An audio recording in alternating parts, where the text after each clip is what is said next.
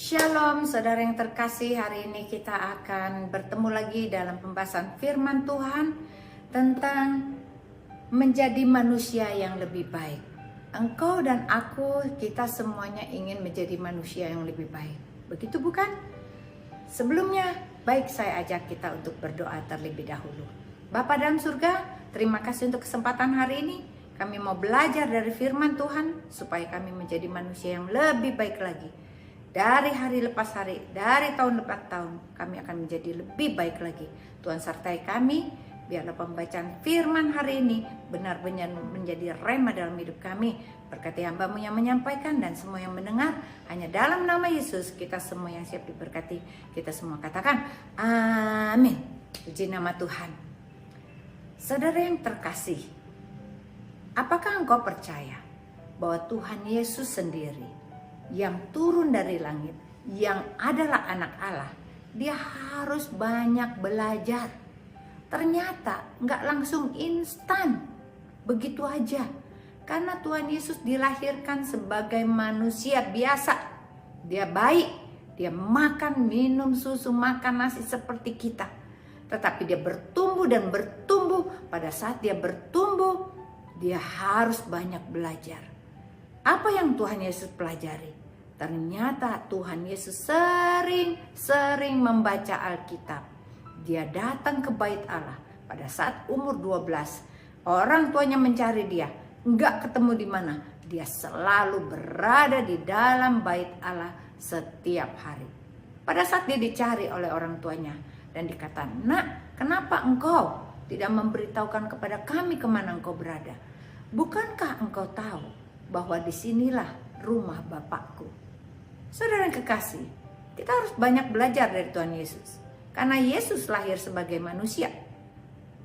Kita harus mengikuti jejaknya. Supaya kita semua menjadi sama seperti dia. Ada langkah-langkah yang harus kita lakukan untuk menjadi manusia yang lebih baik lagi. Berarti masih ada kesempatan untukmu dan untukku. Kita improve dalam hati kita. Menjadi manusia yang lebih baik menurut pandangan Tuhan, bukan manusia. Mari kita lihat ayatnya. Lukas 4 ayat 16 berkata begini. Ia datang ke Nazaret, tempat ia dibesarkan, dan menurut kebiasaannya pada hari Sabat ia masuk ke rumah ibadat, lalu berdiri hendak membaca dari Alkitab. Tuhan Yesus sendiri datang ke rumah ibadat dan membaca Alkitab. Berarti di dalam diri Tuhan Yesus ingin menunjukkan kepada kita tentang kerendahan hatinya untuk belajar tentang firman Tuhan. Karena firman Tuhan itu ditulis 2000 tahun sebelum dia lahir. Dia sudah dinubuatkan bahwa dia akan lahir juru selamat. Dan waktu saat dia terus dan membaca, mengerti bahwa dia memang direncanakan untuk menjadi juru selamat dunia. Kita baca lagi ayat selanjutnya. Amsal 2 ayat 4 dan 5 berkata begini. Jikalau engkau mencarinya seperti mencari perak dan mengejarnya seperti harta terpendam, maka engkau akan memperoleh pengertian tentang takut akan Tuhan dan mendapat pengenalan akan Tuhan. Berarti kalau kita kejar, kita baca, maka kita akan takut akan Tuhan dan mengenal Tuhan lebih dalam lagi. Apa yang harus kita lakukan? Yang harus kita lakukan hal pertama, rajinlah membaca Alkitab. Jangan lewatkan satu hari tanpa membaca Alkitab. Karena Alkitab adalah benar-benar makanan. Dia adalah firman yang hidup, yang menjadikan tubuh rohanimu menjadi besar, menjadi kuat, sehat, dan berakar. Sehingga engkau akan mampu untuk menanggulangi semua masalah dan pencobaan-pencobaanmu. Mari kita baca ayatnya. Amsal 2 ayat 9 sampai dengan 11 berkata begini.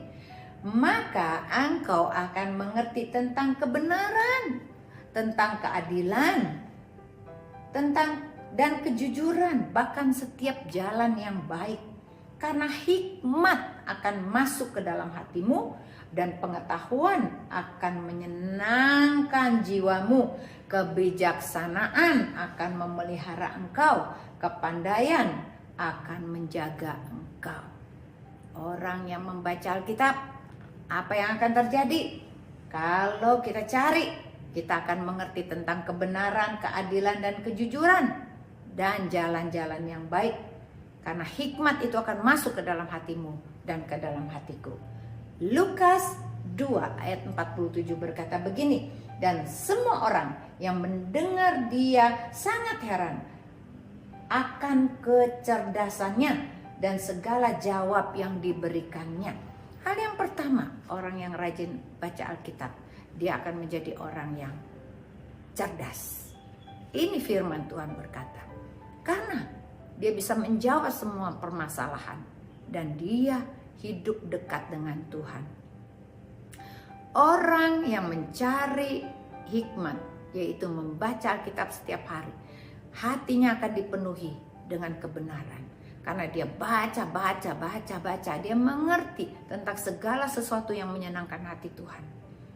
Hati kita disiapkan oleh Tuhan sebagai alat komunikasi untuk berbicara dengan Tuhan. Tetapi kalau hati kita ini, kita tidak pernah mencari hadirat Tuhan, maka hati kita ini kosong. Hati kita ini, walaupun kau sudah jadi Kristen, kau tidak rasain apa-apa. Kau tidak bertumbuh, bahkan kau tidak berakar. Kita harus mencari hadiratnya dengan membaca, mendownload Alkitab setiap hari. Penuhkan hatimu dengan firman, maka ada hikmat yang besar yang akan membimbing hidupmu dalam memberikan engkau kecerdasan, kepandaian, kejujuran, sampai engkau bisa mengerti bahwa firman itu membuat engkau berjalan dalam kebenaran. Ini hal yang pertama. Yang kedua, apakah engkau bersedia keluar dari zona nyaman? Karena banyak orang enggak mau keluar dari zona nyaman. Mari kita baca ayatnya. Contoh yang pertama, Nehemia 9 ayat 7. Engkaulah Tuhan Allah yang telah memilih Abram, yang membawanya keluar dari Ur Kasdim dan membawanya dan memberikannya kepadanya nama Abraham. Hal yang pertama, kita mau belajar contoh ini. Contoh pertama, ini si Abram yang keluar dari Ur Kasdim. Keluar dari negeri Ur Kasdim. Pergi kemana? Tidak tahu. Kemana saja. Karena dia tidak mengerti kemana tujuannya. Tapi justru pada saat dia keluar dari rumah ayahnya, dia diberkati. Dia menjadi Abraham dan dia menjadi kepala segala bangsa. Karena sebuah ketaatan, kepercayaan bahwa Abraham percaya Allah punya rencana yang indah dalam kehidupannya. Dia keluar dari zona nyaman dia. Dia enak-enakan di rumah orang tuanya, semua tersedia. Tapi pada saat dia ke padang gurun, pada saat dia ada di sana, Tuhan menunjukkan, Allah Bapa menunjukkan, lihatlah bintang di langit, itulah sebanyak itulah keturunanmu, lihatlah pasir-pasir di sana, semua akan menjadi keturunanmu. Abraham percaya bahwa janji Tuhan pasti digenapi. Pada saat engkau keluar dari zona nyamanmu, engkau masuk dalam pelayanan, mungkin menyita waktumu, tetapi di situ Tuhan sedang bekerja untuk bisa memberkati engkau. Engkau keluar dari zona nyaman untuk melakukan hal-hal yang tidak pernah engkau lakukan. Engkau melayani pelenjara, engkau melayani yatim piatu, engkau melayani para janda. Keluar dari zona nyaman kita, keluar dari rumah kita, menolong orang-orang, orang gila, orang di jalanan, banyak memberikan waktu buat mereka. Tuhan berjanji akan memberkatimu seperti dia memberkati Abraham, bahwa Tuhan punya rencana untuk membuat hidupmu ini berbuah-buah lebat. Ada lagi contoh kedua, yaitu tentang Musa. Keluaran 3 ayat 11 berkata begini, tetapi Musa berkata kepada Allah, siapakah aku ini? Maka aku yang akan menghadapi Firaun, yang akan membawa orang Israel keluar dari Mesir. Musa komplain sama Tuhan pada saat dia ada di rumah mertuanya. Dia bersama dengan istrinya. Tuhan berkata, pergi ke Mesir, kembali ke Mesir, dan bawa keluar orang-orang Israel itu dari Mesir. Lalu Musa bilang, siapakah aku sehingga aku ini harus membawa mereka keluar dari Mesir? Karena buat Musa sangat tidak nyaman, karena dia harus kembali lagi ke rumahnya. Di sana dia ada ibu angkatnya dia, yaitu adik daripada Firaun, dan dia harus menghadapi orang-orang Mesir yang membenci dia. Ada rasa takut di hatinya, ada rasa tidak nyaman. Tetapi Musa memilih untuk taat dan dia pergi ke Mesir untuk membawa keluar bangsa Israel dan pergi ke tanah Kanaan seperti yang Tuhan mau. Musa menyerahkan hidupnya, Musa menyerahkan kesenangannya, Musa menyerahkan kenyamanannya. Tempat kursinya nggak nyaman lagi karena dia berhari-hari selama 40 tahun dia ada di padang gurun. Maukah hidupmu seperti itu? Kayaknya nggak enak ya hidup di padang gurun. Tuhan, kalau bisa jangan. Aku enak-enakan di tempat zona nyaman aja, tapi aku hidup selamat. Tapi Tuhan punya rencana dalam hidupmu dan hidupku. Kita tidak bisa memilih. Tuhan memilih Musa untuk menjadi leader, pemimpin, supaya menyelamatkan bangsa Israel. Dan pada saat itu, disitulah Tuhan memberikan kekuatan buat Musa. Karena Musa dikasih exclusivity untuk bertemu dengan Tuhan di dalam kemah, melihat Tuhan setiap hari. Bahkan dia naik ke Bukit Sinai. Dia bisa menunggu Tuhan untuk menulis semua tentang hukum-hukum, 10 hukum Taurat. Hanya Musa yang menyaksikannya, tidak ada orang lain. Betapa istimewanya Musa ini. Luar biasa dia. Hatinya sangat mulia. Dia mau berkorban hidupnya buat bangsa Israel. Dia mengorbankan waktunya, tenaganya hanya untuk mentaati firman Tuhan. Sudahkah engkau melakukannya? Apa yang kau persembahkan hidupmu buat Tuhan, sehingga menyenangkan hati Tuhan dan membuat engkau spesial. Tuhan sangat senang kalau melihat orang-orang yang spesial hatinya, yang benar-benar hatinya mau bekerja buat Tuhan, yang mengasihi Tuhan dengan segenap hati, segenap jiwa, dengan segenap akal budi, dan dengan segenap kekuatan. Itu contoh yang kedua. Contoh yang ketiga, kita lihat lagi. Kejadian 37 ayat 36 berkata begini.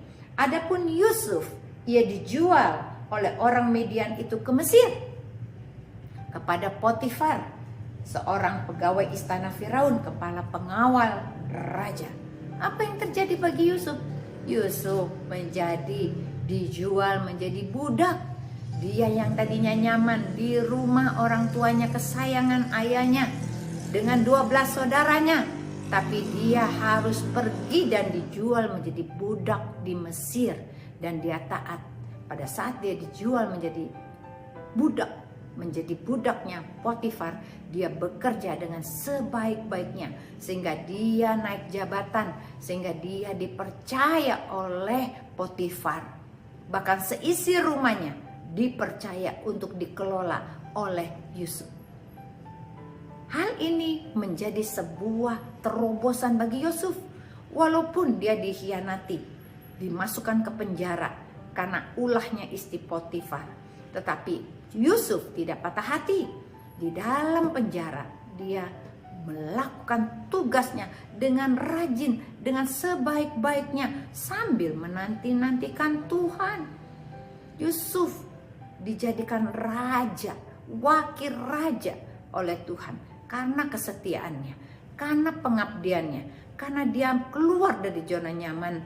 Justru pada saat dia keluar dari zona nyaman, dia menjadi juru selamat bagi keluarganya, sehingga keluarganya bisa diselamatkan dari kelaparan. Mungkin saat ini engkau hidupnya nggak enak, engkau dipaksa untuk pergi keluar kota, sesuatu tempat yang asing bagimu, nggak nyaman, nggak enak, nggak kenal kiri kananmu, bahkan jauh kemana-mana. Tapi jangan khawatir, ada Tuhan punya rencana dalam hidupmu, dalam kesetiaanmu, di dalam engkau terus percaya Tuhan punya rencana dalam hidupmu, maka Tuhan akan memberkati engkau dan mengubah engkau menjadi berkat. Kita mau bersedia dibentuk Tuhan keluar dari zona nyaman kita. Hal yang ketiga, kita harus pantang menyerah. Siapa yang suka menyerah terhadap persoalan? Aku udah menyerah, nasibku ini memang sudah begini, memang hidupku begini, tidak akan pernah berhenti persoalan demi persoalan. Jangan pernah menyerah. Tuhan katakan, jadi orang pantang untuk menyerah. Kita baca ayatnya, Roma 8 ayat 25. Tetapi jika kita mengharapkan apa yang tidak kita lihat, kita menantikannya dengan tekun. Pada saat engkau masuk dalam pencobaanmu, pada saat situasimu gak enak, jangan menyerah. Lakukan terus apa yang harus engkau lakukan. Kasihi Tuhan, terus setia lakukan pekerjaan-pekerjaan yang menyenangkan Tuhan. Tuhan akan mengubah menjadi sesuatu yang indah. 1 Korintus 15 ayat 58 berkata begini, karena itu saudara-saudaraku yang kekasih, berdirilah teguh, janganlah goyah, dan giatlah selalu dalam pekerjaan Tuhan. Sebab kamu tahu bahwa dalam persekutuan dengan Tuhan, jerih payahmu tidak sia-sia. Pada saat kita ada di padang gurun, engkau dibentuk. Yang tadinya engkau ragu-ragu bahwa Tuhan itu ada atau tidak, ternyata Tuhan itu ada. Dia menjawab doamu, dia ada bersamamu, bahkan dia melindungi engkau. Saya mempunyai pengalaman, 7 tahun lamanya saya di Amerika. Tapi tangan Tuhan tidak pernah berhenti untuk menolongku, melindungiku. Dan aku percaya kalau kita pantang menyerah, kita akan diberkati. Kita jalani dengan ucapan syukur, tanpa berkeluh kesah, tanpa menyalahkan Tuhan. Pada saat situasimu tidak baik, engkau merasa tertekan, hidupmu merasa berana, engkau merasa hidupmu paling malang. Tuhan katakan, hai anakku, aku ada bersamamu. Nanti ada masa depan yang akan kau lihat. Karena tidak selamanya langit itu gelap. Akan ada matahari yang akan keluar. Demikianlah janji Tuhan. Jadilah engkau teguh, tetap setia melakukan pekerjaan-pekerjaan Tuhan. Jangan menyerah, jangan lari dari kenyataan, bahkan engkau pergi melakukan hal-hal di luar Tuhan. Jangan lakukan, tetap setia. Tuhan mampu melakukan seperti membalikkan telapak tangan. Dia bisa. Tadinya engkau tengkurap, hidupmu susah, Tuhan bilang, aku akan berkati engkau. Kalau engkau percaya, hidupmu akan diubahkan. Betapa indahnya. Kita adalah orang-orang yang beruntung, yang memiliki Tuhan yang demikian. Hal yang keempat yang harus kita lakukan, tanggalkan dosa. Apakah engkau masih suka melakukan dosa? Hari ini engkau dengar, jangan lagi berdosa. Tanggalkan dosa. Ibrani 12 ayat 1. Karena kita mempunyai banyak saksi bagaikan awan yang mengelilingi kita, marilah kita menanggalkan semua beban dan dosa yang begitu merintangi kita, dan berlomba-lomba dengan tekun dalam perlombaan yang diwajibkan bagi kita. 1 Korintus 15 ayat 33 dan 34 berkata begini, janganlah kamu sesat. Pergaulan yang buruk merusakkan kebiasaan yang baik.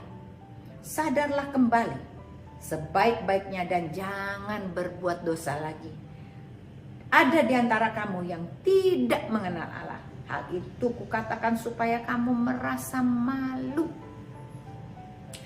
Kalau kita mempunyai teman-teman kita bukan orang percaya, mereka mengajak kita untuk melakukan hal-hal yang berdosa, yang di luar Allah, kita sebaiknya hindari orang itu. Karena Tuhan berkata kita harus menanggalkan beban dan dosa yang merintangi kita, sehingga kita tidak merasakan hadirat Allah. Engkau tidak bisa berkomunikasi dengan Tuhan. Engkau kehilangan damai sejahtera, engkau kehilangan sukacita. Orang yang melakukan dosa hidupnya jauh dari Tuhan. Kenapa? Karena Tuhan memberikan engkau kebebasan untuk mendekat atau menjauh. Kadang-kadang kita semuanya senang kepada kereta hidup kita sendiri. Kita suka hidup kita diatur oleh diri kita sendiri. Suka-sukaku, aku ingin melakukan ini, aku ingin melakukan ini, aku punya mau begini dan begitu, dan semua adalah aku dan aku. Tuhan katakan, pada saat engkau melakukan itu, hidupmu jauh dari Tuhan, semakin hari semakin jauh, sehingga engkau tersesat. Pada saat engkau jauh dari Tuhan, engkau akan mengalami depresi, engkau akan mengalami yang namanya stres, engkau akan mengalami jalan buntu. Tetapi Tuhan katakan, mari kembali kepadaku. Dan engkau berteriak, Tuhan Yesus, tolonglah aku. Maka Tuhan akan datang kepadamu. Dia akan menjemput engkau dan membawa engkau ke dalam keretanya Tuhan. Kemana Tuhan akan bawa engkau pergi?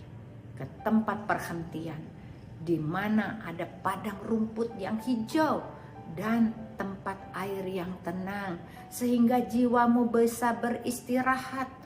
Orang yang tidak menanggalkan dosa, hidupnya selalu ada beban, ada tudingan-tudingan yang berkata di hatimu, isi hatimu, suara hatimu berkata, engkau berdosa, engkau berdosa.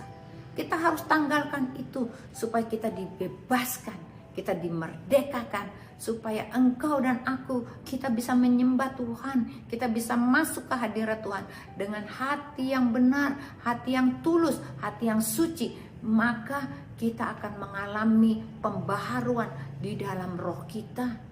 Roh kita yang lemah, letih, lesu dan berbeban berat, Tuhan akan tanggalkan semua. Karena Tuhan Yesus berkata, marilah datang kepadaku, hai engkau yang lemah, letih, lesu, dan berbeban berat. Pikulah kuk yang kupasang, dan bebanku pun ringan. Apa itu kuk? Kuk berarti ini adalah yang ditaruh di pundak kita, supaya kita ikut jalannya Tuhan.